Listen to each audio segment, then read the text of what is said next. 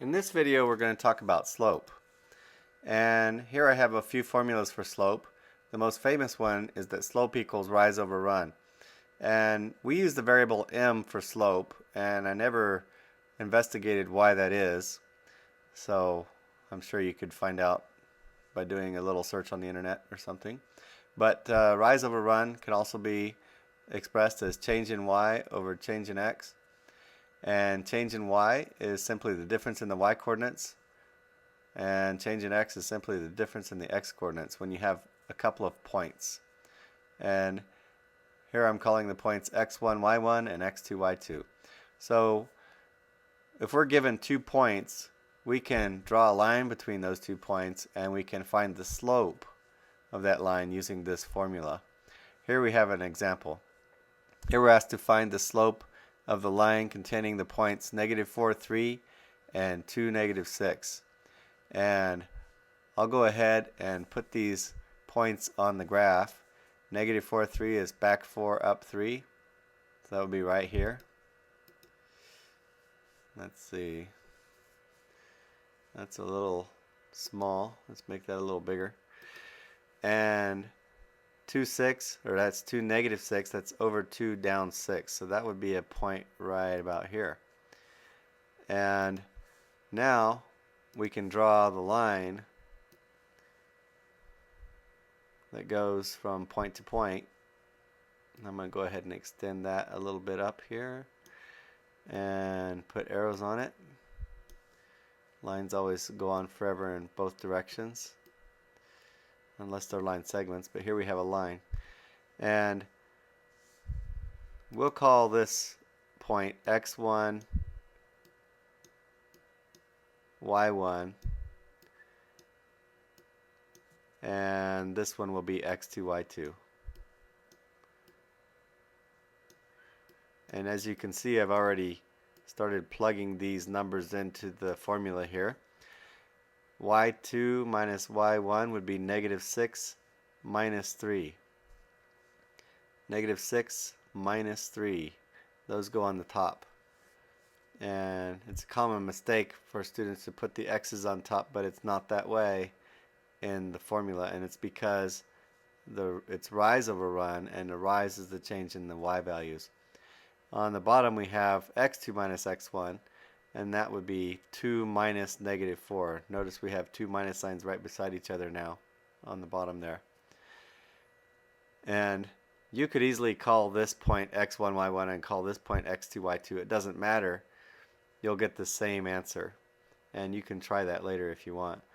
But -6 minus 3 is the same as -6 plus -3, which is -9. So we end up with -9 on the top, and on the bottom it's 2 minus -4, and remember we got to add the opposite when we subtract integers, so that would be the same as 2 plus 4, and that's 6. -9 over 6 can be reduced because 3 goes into both, and 3 goes into 9 3 times, so we have -3 on top, and 3 goes into 6 2 times.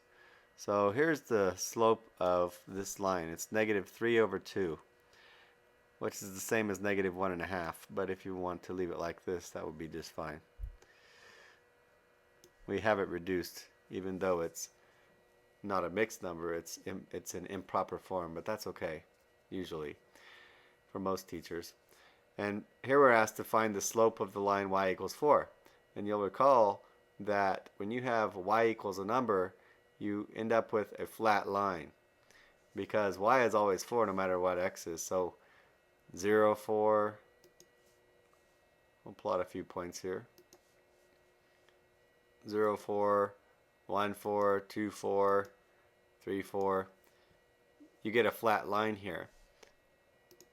And I'll go ahead and draw that.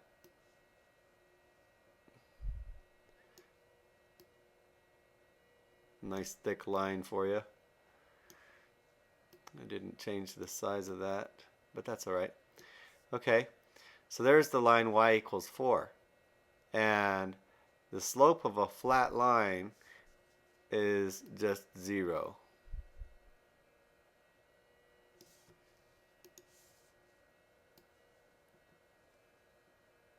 And you could calculate this out, picking a couple of these points. You'll find out that you get the same number minus itself on the top of the formula. Let's suppose we plug in 0, 4, and 1, 4. We'd get 4 minus 4. Let me change the size of this line a little bit. Okay, 4 minus 4 on the top, and we get 1 minus 0 on the bottom, which gives us 0 over 1. And as you can see, that would be 0. So 0 divided by 1 is 0. We end up with 0 for the slope. And the slope of any flat line is going to be 0. And here's a trick that I learned somewhere along the way. And that is, if you can make a z, or if the line lines up with a z, then the slope is 0. And if the line lines up with an n, oops, let me straighten that up a little bit.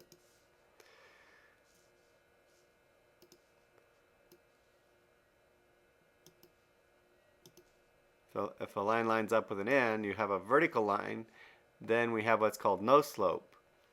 And so z for 0, n for no slope, and that just makes it easier to remember. And we're going to see one that has no slope in the next example. X equals negative 3.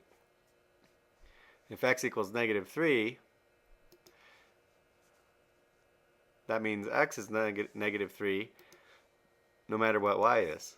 So negative 3, 0, negative 3, 1, negative 3, 2, and you see x is always negative 3 along that line, and we're going to go ahead and draw the line now, and it's a straight up and down line. And I'll show you the difference between 0 slope and no slope in just a minute.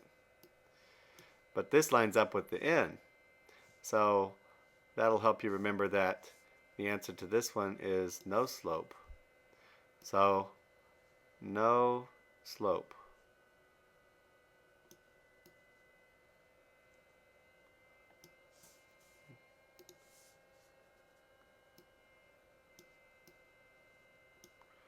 No slope.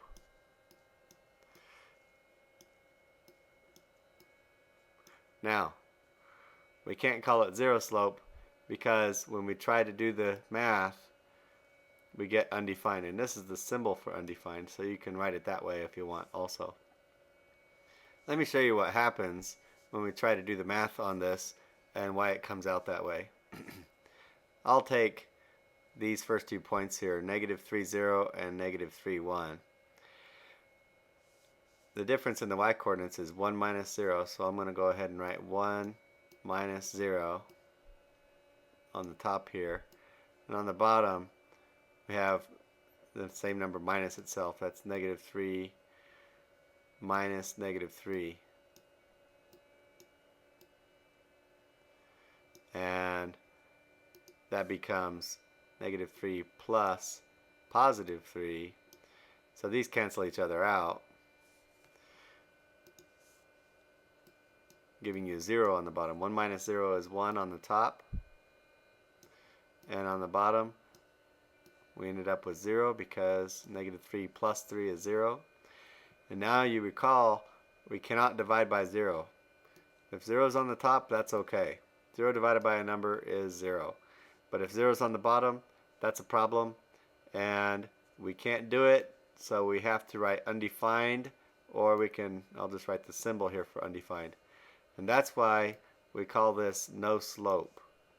So when you have a straight up and down line, it's no slope. When you have a flat line that's horizontal, it's 0 slope.